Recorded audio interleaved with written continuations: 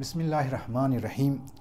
موضوع بحثی از ما درباره تکنولوژی بود، درباره از اینکه تکنولوژی چی فایده ها داره و چی نقصانات داره و متاسفانه و افسوسی که بعضی از سکولار افراد، بعضی از افرادهایی که یورپ رفتن، استرالیا رفتن یا مختلف جاها که وقتی رنگارنگی ظاهری دنیا را دیدن، اینها بسیار زیاد متاثر شده و زیر تاثیر از اونها قرار گرفته.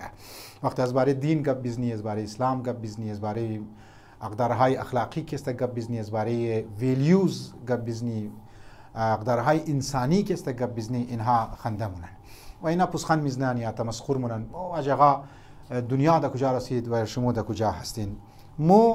یکی از مسئله که باید توجه بدی که مثلا تکنولوژی اگر مثبت پهلوها هم داره، بسیاری آرتیکلز و بسیاری داکومنتری ها، مستندسازی ها که است جور شده درباره مخرب و نقصانات تکنولوژی هم، که تکنولوژی چقدر بشریت را در نقصان میده. بعضی اخیر گفته که تکنولوژی آینده بشریت را دیستروی مونه، یعنی باقاعده دمزی مضمون و دمزی جمله که است یا هیدینگ آرتیکلز که است لیکای کرده، خود مغربی ممالک آرتیکلز که است لیکای کرده.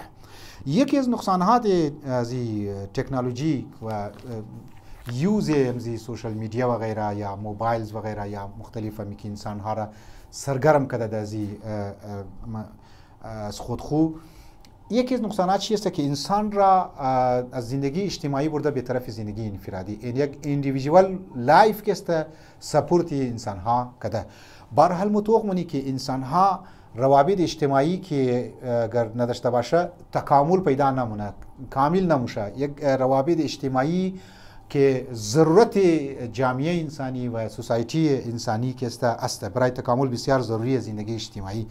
لیکن امی شما توقین واتساپ را توقمونی، وایبر را توقمونی، امی تلگرام و غیره توقمونی یا سوشل میڈیا را توقمونی، مسنجرهایی که مردم ها کده دیگه خو گپ میزنن، از یک لبه سوشل یعنی روابط را بسیار که است دمنی مجازی طور پر زیاد کرده. لیکن آهسته آهسته امو روابط خانوادگی را یا روابط رشتهداری را یا روابطی که انسان فیس تو فیس میتونسته کدی افرادها داشته باشه او را سوشل میڈیا که ختم کردم. زو خاطر مگس فضا مجازی یعنی مجازن یک ارتباط را برقرار کرده، یک توهمی ارتباط را برقرار کرده و مشکلات که ایجاد شده و انسان ها از فیس تو فیس روابط ها که بسیار زیاد فواید داره، یعنی فیس تو فیس روابط یا دو جسم ها مثلا روبرو که گفتو شنید مونه یا بندار مونن، اینها فوایدی بیشتر هست از روابط میڈیا و غیره یا سوشل میڈیا و غیره. لیکن انسان ها امو که دیگه خو فیس تو فیس که بهتر میتونست درک کنه، دیگه خو عالی میخوایا و از طریق سوشل میڈیا دیگه خو درک کنه او درک رو واقعا نمیتونه. ایرا جامعه شناسا مگم ما خودم نمیگم، برین شما تحقیق کنین، برین شما ریسرچ کنین که گفتم ما بار که میگم اینا از مختلف مگزینز و مختلف مضامین ها و مختلف اسے که لیکای شده، ما از اونجا در خدمت شما امو نکات را گرفته بیان مونم.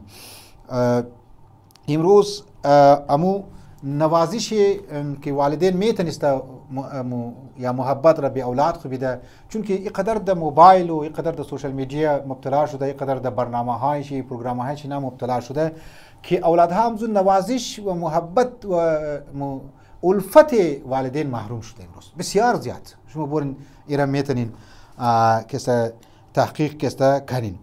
لذا یکی از نقصانات تکنولوژی اینمی است.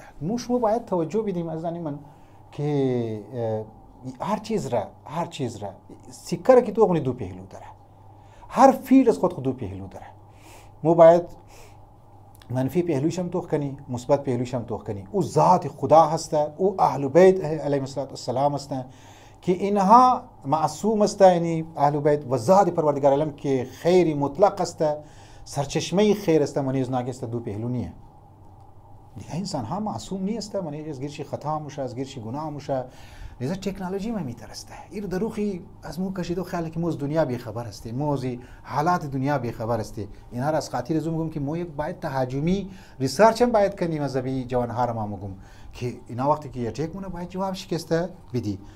این مطالب را از نانی من حتما تأخیر گوش کنین و برسندن به دوستای خود دیسکس کنین، ریسرچ کنین تا از دین دور نشنین والسلام علیکم و رحمت الله و برکاته.